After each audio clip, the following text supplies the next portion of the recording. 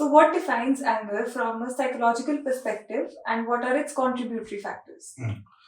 Anger is a neutral emotional response to the situation, to perceived threat या perceived unmet या unjustified situations. जब भी हमें लगा कि चीजें हमारे हिसाब से नहीं हुई जैसे हमने चाहा था, हमारी कुछ नीड्स अनमेट हैं, या हमें कुछ लगने लग जाए कि हमें कोई खतरा है या हमारे हिसाब से चीजें नहीं हो रही, तो उस सिचुएशंस में जो एक इमोशनल रिस्पॉन्स आता है दैट इज कॉल्ड एंगर. तो it is characterized by many factors. Like सबसे मैंने पहले कहा था emotional response, so it include some emotional characteristics जैसे कि हमें उसमें फ्रस्ट्रेशन और रेज और इस तरह की नेगेटिव फीलिंग्स आती हैं, और कुछ इसके कॉग्निटिव कैरेक्टरिस्टिक्स हैं जैसे थिंकिंग से रिलेटेड. उसमें कुछ मेरे साथ अनजस्ट हो गया, मेरे साथ धक्का हो गया, धोखा हो गया, या मेरे साथ सही नहीं हुआ, इस तरह के थॉट्स होते हैं. और तीसरा इसमें कुछ फिजियोलॉजिकल रिएक्शंस भी होती हैं जैसे कि कुछ एक्शन लेवल पे चीजें आती हैं जैसे कि बॉडीली रिएक्शंस हैं, हमारे कुछ लाइक एक कुछ इंटेंड हो जाता है कुछ करने के लिए, कुछ एक्शंस में ऐसी चीजें आती हैं जैसे कि हमारी कम्युनिकेशन में इसको असर्टिवनेस बढ़ जाती है. ऐसा कुछ चीजें फिजिकल लेवल पे, एक्शन लेवल पे भी आती हैं जिसको हम फ्लशेस भी कहते हैं. हाँ, वो बहुत सारे जब देखो आपने जो फ्लशेस बोला है तो it is not necessarily part of anger, because anger जब अनकंट्रोल हो जाए और प्रोलॉन्ग्ड हो जाए it leads to another thing that is more negative, that is called aggression. So aggression is something more serious than anger. Anger तक चीजें ठीक होती हैं, बट अग्रेशन उसमें हमारे जो फिजियोलॉजिकल सिम्टम और बढ़ जाएंगे जैसे कि हमारे हार्ट बीट बढ़ जाना, और जैसे हमारे कुछ और फिजियोलॉजिकल चेंजेस हो जाना, और जैसे कहा कि हमारा कुछ एक्शन जो आउटवर्ड बढ़ जाना कि हम कोई like we have a intention to harm other, तो वो एक और सीवियर केस है अग्रेशन का. और जैसे आपने पूछा कि इसके क्या रीजंस हैं, अग्रेशन के बहुत सारे रीजंस हो सकते हैं जैसे कि हमारे कुछ इंटरनल रीजंस हैं जिसको कहो कि हमें जब ऐसा लगने लग जाए कि हमारे साथ कुछ गलत हो गया, इनजस्टिस हो गया और कुछ हमारे सारी चीजें ना हो, तब एंगर ये रीजन है. और कुछ फिजियोलॉजिकल और बायोलॉजिकल रीजन है कि जैसे कोई हार्मोन इम्बैलेंसेस हो जाते हैं और कुछ न्यूरोकेमिकल इम्बैलेंसेस हो जाते हैं, ये भी एक रीजन है. इसी तरीके से कोई क्रॉनिक इलनेसेस जो होती हैं चाहे वो फिजिकल हो, मेंटल इलनेस हो, ये भी रीजन है. और कुछ साइकोएक्टिव सब्सटेंसेस जैसे कि कोई नशा जिसको हम बोलते हैं, उसका हम एडिक्ट होने की वजह से, उसके इंडक्शन से, उसकी इंड्यूस से भी ये जो एंगर अग्रेशन चीजें होती हैं. और कुछ हमारे पास्ट लाइफ के, अर्ली लाइफ के कुछ ट्रॉमास, अब्यूजेस और जो भी अनसेटल्ड, अनरिजॉल्व्ड चीजें हैं हमारे पास्ट से रिलेटेड, कुछ नेगेटिव इम्पैक्ट उसके पड़े होते हैं, वो that can be the reason of aggression and anger. So there are several reason. एक रीजन की वजह से एंगर अग्रेशन में कन्वर्ट नहीं होता. And there are some psychological reason most importantly, जैसे कि पर्सनैलिटी स्टाइल. कुछ लोगों का स्वभाव, टेम्परामेंट, नेचर ही ऐसी होती है कि वो इम्पल्सिव होते हैं और सेल्फ कंट्रोल पुअर होता है और उनको इमोशंस को रेगुलेट करने में डिफिकल्टी होती है. They are incapable to regulate their emotions. तो वो छोटी बात को बहुत ज्यादा इम्पल्सिवली रिएक्ट कर जाते हैं. और हमारी जो सोच है जिसको हम बोलते हैं कॉग्निटिव अप्रेजल्स, मतलब हर चीज को एक्सप्लेन करने का जो स्टाइल है हमारा, the way we explain things around us, तो कुछ बंदों का कॉग्निटिव डिस्टॉर्शन, या उनके ये कह लो कि उनके चीजों को एक्सप्लेन करने का स्टाइल ही नेगेटिव होता है. कि जैसे हम कहते हैं कि राई का पहाड़ बना देना, छोटी बात को इतना मैग्नीफाई और एग्जैजरेट कर देना आउट ऑफ प्रोपोर्शन. तो ये बहुत सारे psychological, social, environmental and biological reasons हैं एंगर एंड अग्रेशन जैसे नेगेटिव इमोशंस के पीछे. Very beautifully answered. सो इसका मतलब जो अग्रेशन है दैट इज मल्टीफेसेट, किसी एक वजह से नहीं है, मल्टीपल रीजंस हो सकते हैं. Exactly, right. तो doctor Tilochan, what do you think, how is mental health and aggression related? Mental health and aggression are very closely linked. दोनों ही एक दूसरे को कंट्रीब्यूटर हैं और एक दूसरे के साथ कह तो कि दोनों एक दूसरे को बढ़ाते हैं। जैसे कि बहुत सारी मेंटल इलनेस हैं जिसमें एग्रेशन प्राइमरी सिम्टम की तरह आता है, जैसे कि मूड डिसऑर्डर। जितने मूड डिसऑर्डर है जैसे डिप्रेशन, बाइपोलर, मैनिया, इसमें एग्रेशन कैन बी पार्ट और एग्रेशन बढ़ सकता है इन इलनेसेस की वजह से, क्योंकि जब भी मूड डिसऑर्डर होगा या डिप्रेशन, मैनिया जैसी चीजें, तो एग्रेशन है जो वो और एक्सकलेट कर सकता है, एग्रेशन बन सकता है, एंगर। तो इसी तरीके से एंजाइटी में भी हम हमारे जो डेंजर डिटेक्ट करने की वो जो टेंडेंसी वो बहुत हो जाती है, तो बार बार हम डरेंगे, ऐसा लगेगा कि ये नहीं हो जाएगा।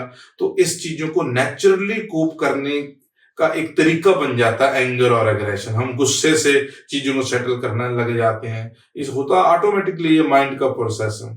इसी तरीके से बहुत सारी और साइकोलॉजिकल डिसऑर्डर्स हैं, जैसे कि पर्सनैलिटी डिसऑर्डर। बहुत सारी पर्सनैलिटीज जैसे कि borderline personality, anti social personality, narcissistic personality, इन चीजों में वैसे ही इमोशनल डिसरेगुलेशंस जैसी चीजें होती हैं कि लोग इम्पल्सिव होते हैं। जैसे बॉर्डरलाइन का जो self control, impulse control poor होता है, they are more prone to indulge in aggressive activities. इसी तरीके से जो नार्सिसिस्टिक होते हैं तो वो अपना क्रिटिसिज्म वगैरह बर्दाश्त नहीं कर पाते, तो इसलिए इम्पल्सिवली रिएक्ट कर सकते हैं। और इसी तरह एंटी सोशल, उसमें भी इम्पल्स कंट्रोल पुअर होता है, इमोशनल डिसरेगुलेशन होती है। इम्पल्स पुअर की होने की वजह से they don't think much of the consequences of their actions. तो इन चीजों में एग्रेशन जो होता है वो ज्यादा हाई चांसेस है। एंड ऑन अदर साइड, जब एंगर आपका प्रोलॉन्ग्ड हो जाए और एग्रेशन हो जाए, तो एग्रेशन कंटिन्यू रहता है, उससे हमारी physical health and in terms हमारी मेंटल हेल्थ भी इफेक्टिव होती है। There are so many studies कि जो हम एंगर और एग्रेशन को मैनेज नहीं करते थे, it also lead to several psychiatric disorder, mental health issues आती हैं। इसकी वजह से depression, anxiety and some psychotic issues, बहुत सारी चीजें आ जाती हैं। तो at the end I will say कि एग्रेशन की वजह से बहुत सारी मेंटल इलनेस हो सकती हैं, या अगर हैं तो उसको और बढ़ावा मिल सकता है, सीवियर हो सकती हैं। अगर मेंटल इलनेस है तो उसकी वजह से आप अग्रेसिव हो सकते हैं और बहुत ज्यादा एग्रेशन में जा सकते हैं। So they are interlinked things. Right, right. And aggression की वजह से वायलेंस कैसे होता है? How is aggression linked to violence? So aggression and violence are very closely related terms, but they are not synonymous. They are different things. जैसे मैंने बताया कि aggression is intentions, intended to do harm, whereas violence is actually taking action towards harming something, physically action कर देना और ऐसा कर देना। तो ये दोनों बहुत लिंक्ड हैं। जब भी आप aggression में हो, there are high chances कि आप violent हो सकते हैं।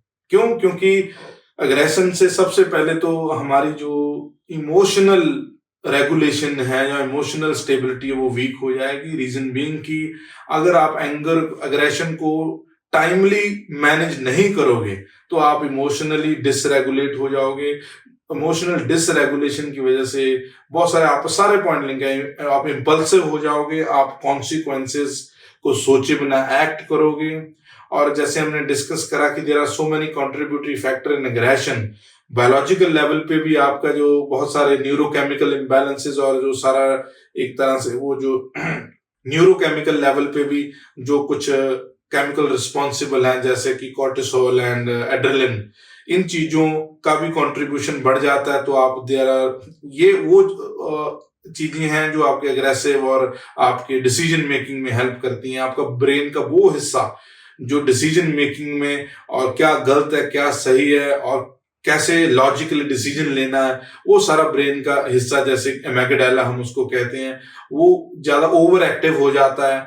तो एग्रेशन में हाई चांसेस होते हैं कि आप वायलेंटली एक्ट करोगे, क्योंकि आपका जो चीजें आपको बचा सकती हैं, जो आपको सही गलत के बारे में लॉजिकली इंटरप्रेट कराती हैं, आपके ब्रेन का जो सिस्टम इन्वॉल्व है, प्लस आपकी जो सोच है उसके बारे में, जैसे कि मैंने बोला कि कॉग्निटिव अप्रेजल्स, हमारी जो राय है, हमारे कंसेप्ट है, बिलीफ है, वो वीकन हो जाते हैं। एग्रेशन में हम कॉग्निटिव एरर्स हमारे दिमाग में आ जाती हैं, मिस इंटरप्रेट करते हैं एवरीथिंग, हम एक्शंस को, हमारे आसपास जो चीजें हैं उनको, हर चीज की मिस इंटरप्रिटेशन होने लगती है। तो देर आर हाई चांसेस कि आप अग्रेसिव बिहेवियर में यू कैन एक्ट वायलेंटली। और तीसरा जो इंपॉर्टेंट चीज मैं इनके बिना भी बताना चाहता हूं वो है एनवायरमेंटल फैक्टर। आप अग्रेशन में हो और कुछ एनवायरमेंटल फैक्टर्स हैं वो भी रोल प्ले करते हैं कि आप वायलेंटली एक्ट कर सकते हो। जैसे कि कोई प्रोवोकेशन, आपको कोई प्रोवोक करने वाला आसपास ही हो, आप अग्रेशन में भी हो और साथ में कोई प्रोवोक भी कर रहा है, तो then you can act violently. और availability of some harmful things like weapons, आप अग्रेशन में हो और साथ में आपके कुछ नुकसान पहुंचाने वाली चीजें मौजूद हैं, वेपन्स मौजूद हैं, तो दे आर मोर लाइकली कि you can act violently, you can use that weapons. ऐसा होता है कई बार, लोग भी कहते हैं कि अगर कई बार लोग जो घरों में एज्ड लोग हैं, जिनको हम सियाने लोग कहते हैं, वो कहते हैं कि हथियार को रखना ही नहीं चाहिए, अगर पास होगा तो चल जाएगा। उसका रीजन यही है कि जब हम अग्रेसिव होते हैं तो अवेलेबिलिटी ऑफ वेपन की वजह से हम वायलेंटली एक्ट करने में ज्यादा टाइम नहीं लगाते, because of our impulsivity, because of our emotional dysregulation. तो बहुत सारी रीजंस हैं कि जिससे अग्रेशन जो है it can lead to violence very easily. Right. And how does anger manifest differently across different age groups? So as I told you कि anger एक न्यूट्रल इमोशन है and it is a part of life. हर age group में anger की manifestation and exhibition होती है।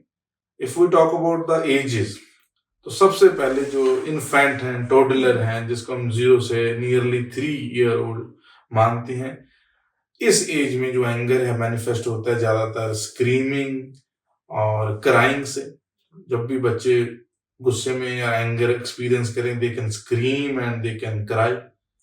उसके बाद अगर हम नेक्स्ट लेवल की बात करें, नियरली 3 से 6 साल की उम्र में, that is early childhood. Early childhood में there are different signs and exhibitions of manifesting anger. जैसे उसमें भी बच्चे रोते हैं, क्राइंग है, और साथ में टेंट्रम एड्स हो जाते हैं, बच्चे टेंट्रम दिखाते हैं।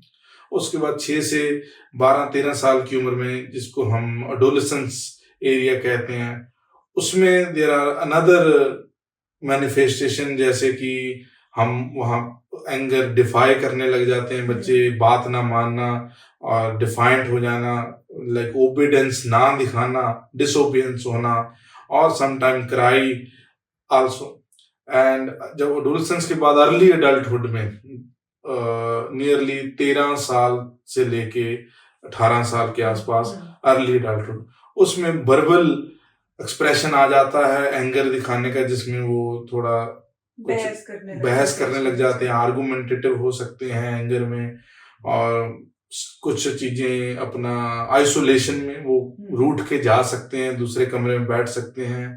And some time there are chances कि एंगर जो है वो लाइक इनएक्टिवली या पैसिवली भी एक्सप्रेस किया जाता है, जैसे कि सेल्फ हार्म वगैरह, खुद को चोट पहुंचाना, नुकसान करना, खाना छोड़ देना, या समथिंग सेल्फ सैबोटाजिंग, अपना पे नुकसान करना। उसके बाद अडल्टहुड है। अडल्टहुड में जो एंगर है फिर वर्बल ज्यादा हो जाता है, उसमें वो more hurtful words, sometime abuses also, and some passive aggression also, जिसमें सेल्फ हार्म, अवॉइडिंग, आइसोलेशन, इन चीजों में आ जाता है।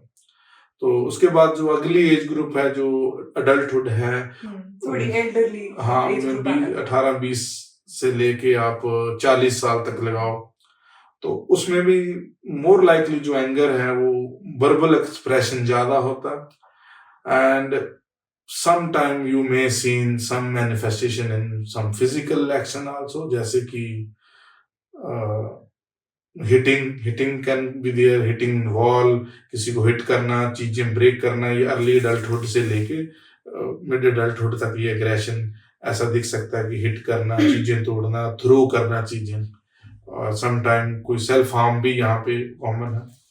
और फिर जो लेटर एडल्टहुड और ओल्ड एजेस की बातें हैं, उसमें थोड़ा सा मच्योर हो जाता है एंगर, उसमें ज्यादातर आइसोलेशन है, जहाँ कुछ ऐसे बिहेवियर आ जाते हैं कि जैसे we call it a problem solving behaviour.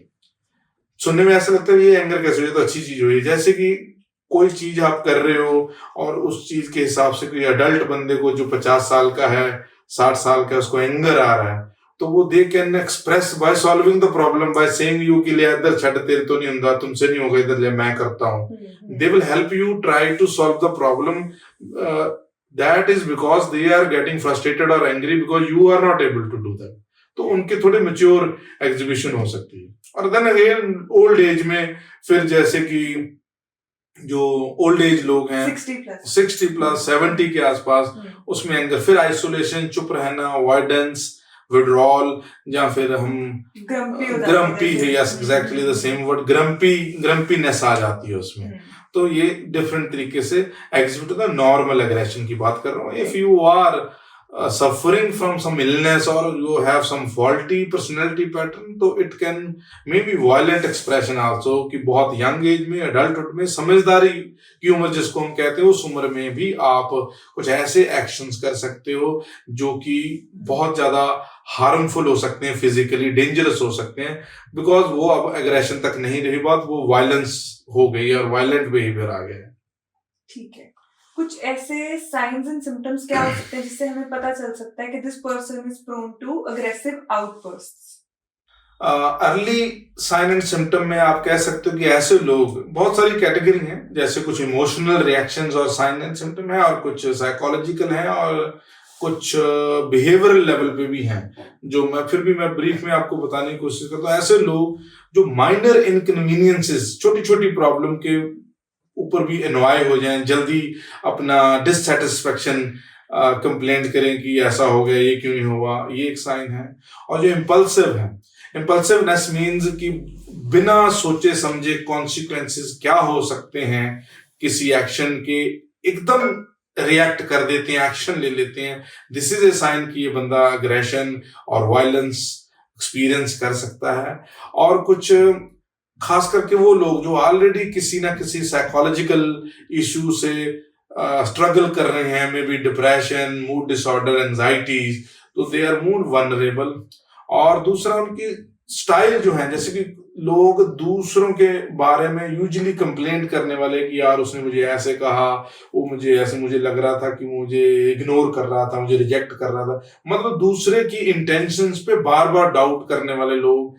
तो दिस इज ए साइन कि वो अगर फ्रीक्वेंटली ऐसी चीजें कर रहे हैं, तो it can be some signs कि बंदा अग्रेशन और वायलेंस एक्सपीरियंस कर सकता है। और दूसरा, unrealistic expectations and unrealistic goal हों, क्योंकि अनरियलिस्टिक होंगे तो पूरे नहीं होंगे, तो अगर पूरे नहीं होंगे तो फ्रस्ट्रेशन और लो टॉलरेंस आएगी। तो इन चीजों की वजह से बंदा अग्रेशन एंड वायलेंस एक्सपीरियंस कर सकता है।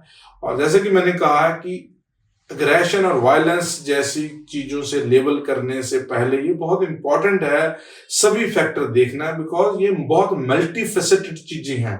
इसमें एक फैक्टर या एक रीजन या एक साइन सिम्टम कई बार सफिशिएंट नहीं होता, क्योंकि वो सिचुएशनल भी हो सकता है ना। तो हाँ, इंपॉर्टेंट इज, जैसे मैंने शुरू में बताया कि anger is very neutral and natural emotion. The thing is कि कितना प्रोलॉन्ग्ड और कितना लंबा और कितना इफेक्टिवली आप इसको कोप कर पा रहे हो, इन चीजों पे डिपेंड करता है सब कुछ।